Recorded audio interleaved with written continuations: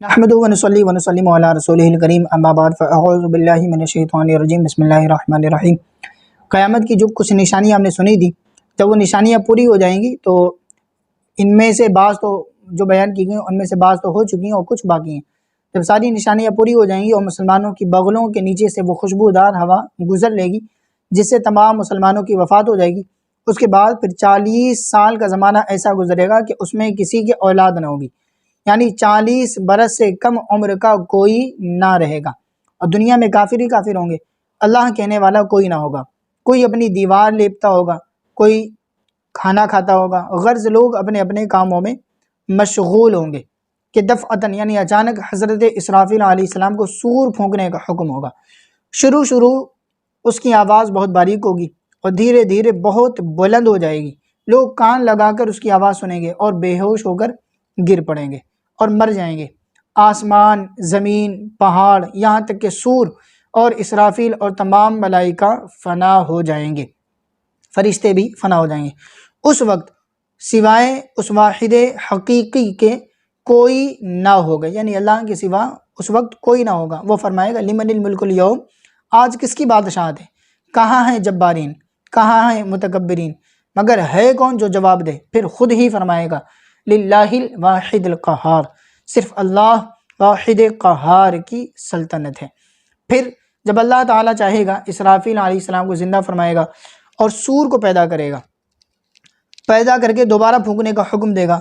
سور پھونکتے ہی تمام اولین و آخرین، یعنی جتنے جب سے دنیا قائم ہوئی ہے اس وقت سے لے کر قیامت تک جتنے بھی انسان ہوں گے سارے جمع ہوں گے، انسان و جنات سب جمع ہو جائیں گے۔ سب سے پہلے حضور انور صلی اللہ علیہ وسلم قبر سے یوں برآمد ہوں گے، ظاہر ہوں گے کہ داہنے ہاتھ میں صدیق اکبر رضی اللہ تعالیٰ عنہ کا ہاتھ، بائیں ہاتھ میں فاروق اعظم رضی اللہ تعالیٰ عنہ کا ہاتھ۔ پھر مکہ معظمہ و مدینہ طیبہ کے مقابر میں یعنی قبرستان میں جتنے مسلمان دفن ہیں سب کو اپنے ہمراہ لے کر، اپنے ساتھ لے کر میدان حشر میں تشریف لے جائیں گے۔ قیامت بے شک قائم ہوگی اور اس کا انکار کرنے والا کافر ہے۔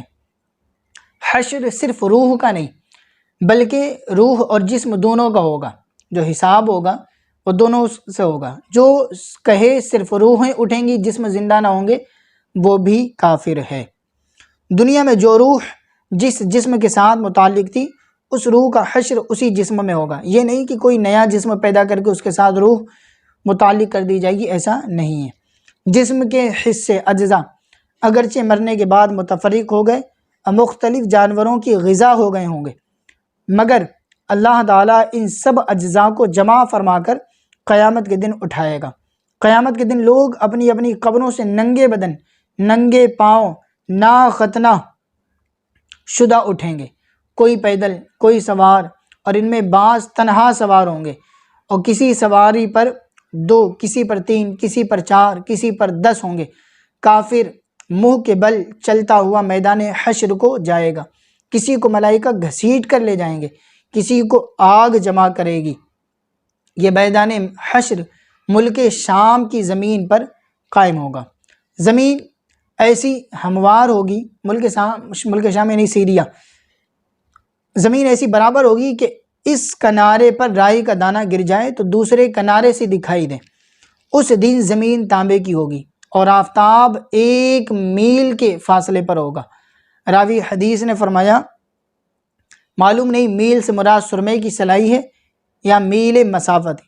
اگر میل مسافت بھی ہو تو کیا بہت فاصلہ ہے، تقریباً 1.5 کلومیٹر کے فاصلے پر، کہ اب 4000 برس کی راہ کے فاصلے پر ہے، اور اس طرح آفتاب کی پیٹھ ہے، اس طرف آفتاب کی پیٹھ ہے۔ پھر بھی جب سر کے مقابل آ جاتا ہے گھر سے باہر نکلنا دشوار ہو جاتے ہیں، یعنی جب سورج بالکل بیچوں بیچ میں ہوتا ہے تو گھر سے باہر نکلنا مشکل ہوتا ہے گرمی میں۔ اس وقت کہ 1 میل کے فاصلے پر ہوگا اور اس کا منہ اس طرف ہوگا زمین کی طرف، تپش اور گرمی کا کیا پوچھنا۔ اور اب مٹی کی زمین ہے مگر گرمیوں کی دھوپ میں زمین پر پاؤں نہیں رکھا جاتا۔ اس وقت جب تانبے کی ہوگی اور آفتاب کا یعنی سورج کا اتنا قرب ہوگا، اس کی تپش کون بیان کر سکے گا، کون برداشت کر سکے گا۔ اللہ عز و جل ہمیں اپنی پناہ میں رکھے۔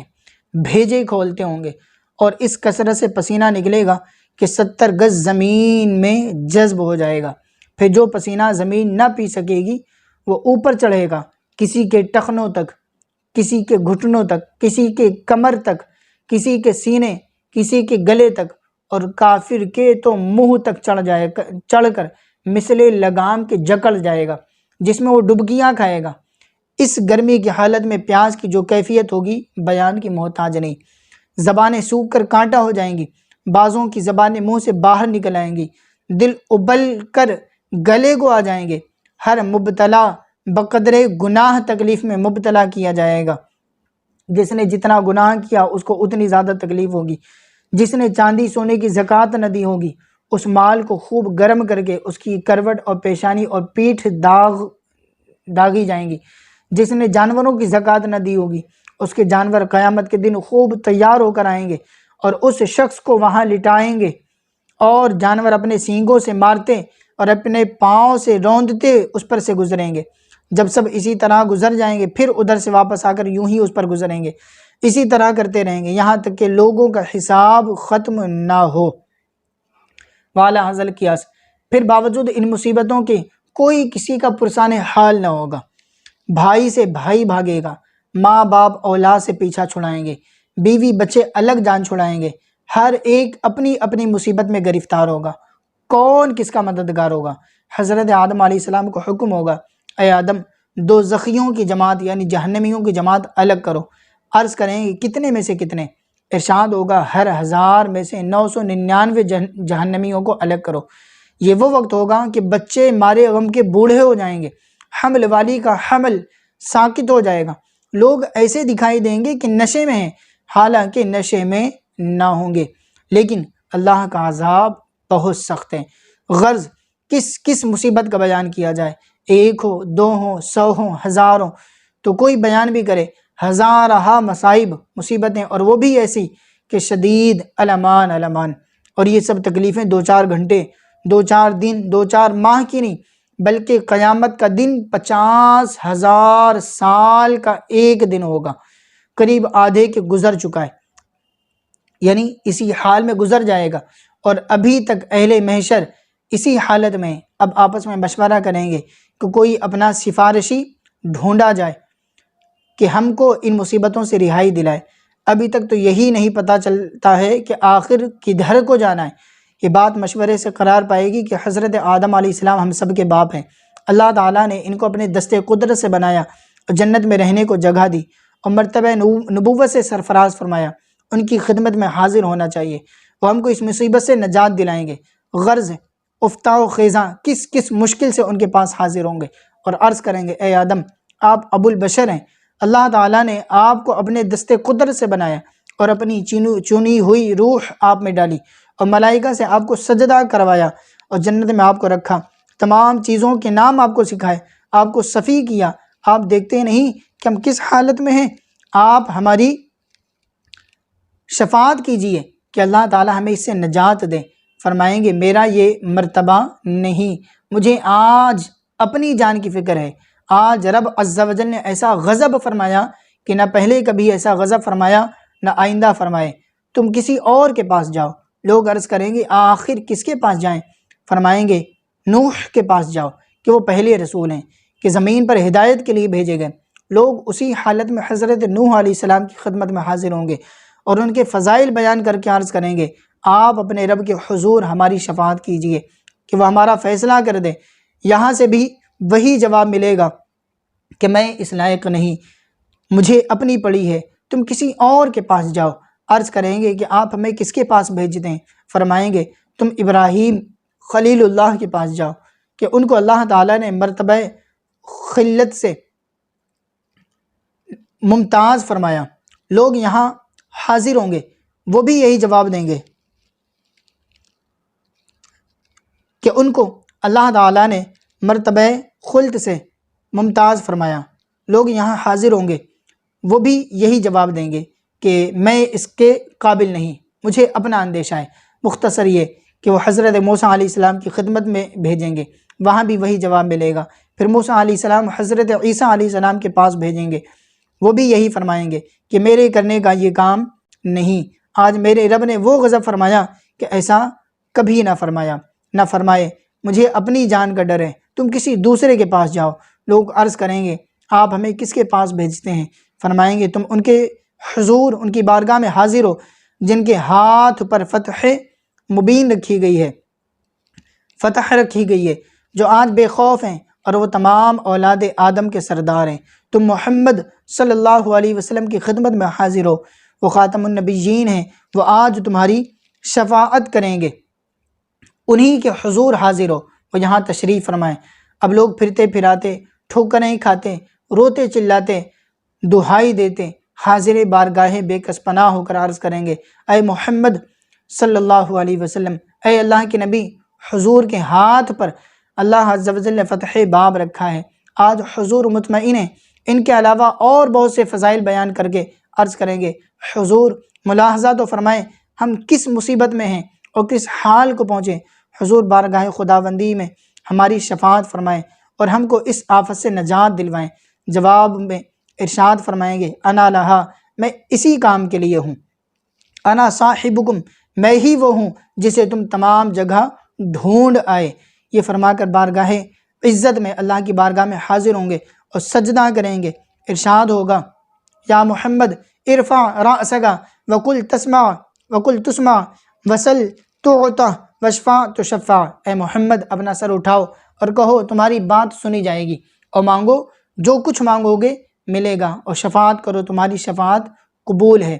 دوسری روایت میں ہے وقل تطاع، فرماؤ تمہاری اطاعت کی جائے۔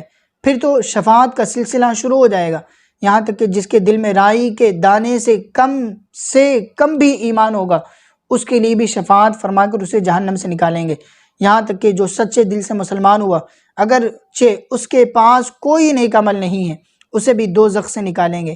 اب تمام انبیاء اپنی اپنی امت کی شفاعت فرمائیں گے، اولیاء کرام، شہداء، علماء، حفاظ، حجاج، بلکہ ہر وہ شخص جس کا کوئی منصب دینی عنایت ہوا اپنے اپنے متعلقین کی شفاعت کرے گا۔ نابالغ بچے جو مر گئے ہیں اپنے ماں باپ کی شفاعت کریں گے، یہاں تک کہ علماء کے پاس کچھ لوگ آ کر عرض کریں گے ہم نے آپ کے وضو کے لیے فلاں وقت میں پانی بھر دیا تھا، کوئی کہے گا کہ میں نے آپ کو استنجے کے لیے ڈھیلا دیا تھا، علماء ان تک کی شفاعت کریں گے۔ اور یہ بھی یاد رکھیے حساب حق ہے، اعمال کا حساب ہونے والا ہے، اور حساب کا منکر کافر ہے، حساب کا انکار کرنے والا کافر ہے۔ کسی سے تو اس طرح حساب لیا جائے گا کہ خفیتاً اسے پوچھا جائے گا تو نے یہ کیا اور یہ کیا، عرض کرے گا ہاں اے رب، یہاں تک کہ تمام گناہوں کا اقرار کر لے گا۔ اب یہ اپنے دل میں سمجھے گا کہ اب گئے، فرمائے گا کہ ہم نے دنیا میں تیرے عیب چھپائے اور اب بخش دیتے ہیں، اور کسی سے سختی کے ساتھ ایک ایک بات کی باز پرس ہوگی، اور جس سے یوں سوال ہوگا وہ ہلاک ہوگا۔ کسی سے فرمائے گا اے فلاں، کیا میں نے تجھے عزت نہ دی؟ کیا تجھے سردار نہ بنایا اور تیرے لیے گھوڑے اور اونٹ وغیرہ کو مسخر نہ کیا، یعنی تجھے ان پر قابو نہ دیا؟ ان کے علاوہ اور نعمتیں یاد دلائے گا، عرض کرے گا ہاں تو نے سب کچھ دیا تھا۔ پھر فرمائے گا تو کیا تیرا خیال تھا کہ مجھ سے ملنا ہے؟ عرض کرے گا کہ نہیں۔ فرمائے گا تو جیسے تو نے ہمیں یاد نہ کیا ہم بھی تجھے عذاب میں چھوڑتے ہیں۔ بعض کافر ایسے بھی ہوں گے کہ جب نعمتیں یاد دلا کر فرمائے گا تو نے کیا کیا؟ عرض کرے گا تجھ پر اور تیری کتاب اور تیرے رسولوں پر ایمان لایا، نماز پڑھی، روزے رکھے، صدقہ دیا، اور ان کے علاوہ جہاں تک ہو سکے گا نیک کاموں کا ذکر کر جائے گا۔ ارشاد ہوگا تو اچھا ٹھہر جا، تجھ پر گواہ پیش کیے جائیں گے۔ یہ اپنے دل میں سوچے گا مجھ پر کون گواہی دے گا؟ اس وقت اس کے منہ پر مہر کر دی جائے گی اور اعضاء کو حکم ہوگا بول چلو۔ اس وقت اس کی ران اور ہاتھ پاؤں، گوشت پوست، ہڈیاں سب گواہی دیں گی کہ یہ تو ایسا تھا، وہ جہنم میں ڈال دیا جائے گا۔ نبی صلی اللہ علیہ وسلم نے فرمایا میری امت سے 70,000 بے حساب جنت میں داخل ہوں گے، اور ان کے طفیل میں ہر ایک کے ساتھ 70,000 اور رب عز و جل ان کے ساتھ 3 جماعتیں اور دے گا، معلوم نہیں ہر جماعت میں کتنے ہوں گے، اس کا شمار وہی جانے۔ تہجد پڑھنے والے بلا حساب جنت میں جائیں گے۔ اس امت میں وہ شخص بھی ہوگا جس کے 99 دفتر گناہوں کے ہوں گے، اور ہر دفتر اتنا بڑا ہوگا جہاں تک نگاہ پہنچے وہ سب کھولے جائیں گے۔ رب عز و جل فرمائے گا ان میں سے کسی کام کا تجھے انکار تو نہیں؟ میرے فرشتوں کرامن کاتبین نے تجھ پر ظلم تو نہیں کیا؟ عرض کرے گا نہیں اے رب۔ پھر فرمائے گا تیرے پاس کوئی عذر ہے؟ عرض کرے گا نہیں اے رب۔ فرمائے گا ہاں، تیری ایک نیکی ہماری بارگاہ میں ہے، ہمارے پاس ہے، اور تجھ پر آج ظلم نہ ہوگا۔ اس وقت ایک پرچہ جس میں اشہد ان لا الہ الا اللہ و اشہد ان محمدن عبدہ و رسولہ ہوگا نکالا جائے گا، اور حکم ہوگا جا تلوا، یعنی اس کو وزن کروا۔ عرض کرے گا اے رب یہ پرچہ ان دفتروں کے سامنے کیا ہے؟ فرمائے گا تجھ پر ظلم نہ ہوگا۔ پھر ایک پلے پر یہ سب دفتر رکھے جائیں گے اور ایک میں وہ پرچہ ان دفتروں سے بھاری ہو جائے گا۔ بالجملہ اس کی رحمت کی کوئی انتہا نہیں، جس پر رحم فرمائے تھوڑی چیز بھی بہت کثیر ہے، اور جس پر عدل فرمائے اس کو جہنم کے عذاب سے کوئی بچا نہیں سکتا اگر گناہ گار ہے۔ قیامت کے دن ہر شخص کو اس کا نامہ اعمال دیا جائے گا، نیکوں کے داہنے ہاتھ میں اور بروں کے بائیں ہاتھ میں۔ کافر کا سینہ توڑ کر اس کا بایاں ہاتھ اس سے پسے پشت نکال کر پیٹھ کے پیچھے کر دیا جائے گا اور اس میں نامہ اعمال دیا جائے گا۔ اللہ تبارک و تعالی ہم سب کو مرنے سے پہلے مرنے کے بعد کی تیاریاں کرنے کی توفیق عطا فرمائے۔ دیکھیں جو مسلمان نہیں ہے اس سے کلام نہیں ہے، لیکن جو مسلمان ہے، جو اللہ کو مانتا ہے، اللہ کے پیغمبر کو مانتا ہے، تو جب ہم اللہ اور اس کے رسول کو مانتے ہیں، ایمان والے مومن ہیں، تو ہم اللہ اور اس کے رسول کی باتوں کو بھی مانتے ہیں۔ قیامت کا ذکر قرآن و حدیث میں موجود ہے۔ یہ ساری جو باتیں ہم نے سنی یہ قرآن و حدیث کی باتیں ہم نے سنی ہیں۔ جب یہ ساری چیزیں ہم مانتے ہیں کہ ایک دن مرنا ہے اور ایک دن اللہ کی بارگاہ میں کھڑا ہونا ہے، حساب و کتاب دینا ہے، گناہ گار ہوں گے تو جہنم میں سزا ملنی ہے، نیک ہوں گے تو جنت میں جائیں گے، تو جب یہ ساری چیزیں مانتے ہیں، جانتے ہیں، تو پھر ہمیں اسی کے مطابق اپنے کام بھی کرنے چاہیے۔ ہم ایسے کام کریں کہ مرنے کے بعد ہمیں افسوس نہ کرنا پڑے۔ اللہ تعالی ہم سب کو اپنی رحمت سے، اپنے کرم سے جنت میں جگہ عطا فرمائے، اور قیامت کی مصیبتوں سے، نزاع کی سختیوں سے، قبر کی مصیبتوں سے، جہنم کے عذاب سے ہمیں چھٹکارا عطا فرمائے۔ آمین بجاہ نبی الامین صلی اللہ تعالی علیہ وآلہ وبارک وسلم۔ السلام علیکم ورحمۃ اللہ وبرکاتہ۔